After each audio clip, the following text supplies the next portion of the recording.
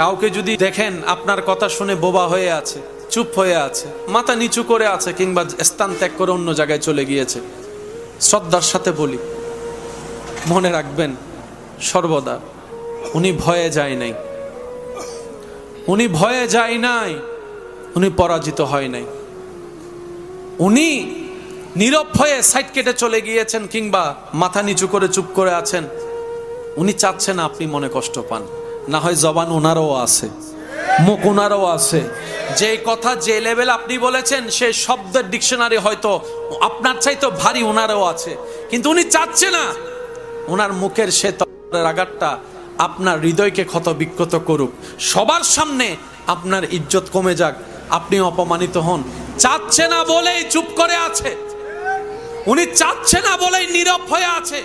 আর এইদিকে উনি ধৈর্য ধরে নীরব হয়ে আছে, ওদিকে ওনার পক্ষ থেকে আল্লাহ ফেরেশতা দিয়ে উত্তর দেওয়া হবেন। সুবহানাল্লাহ।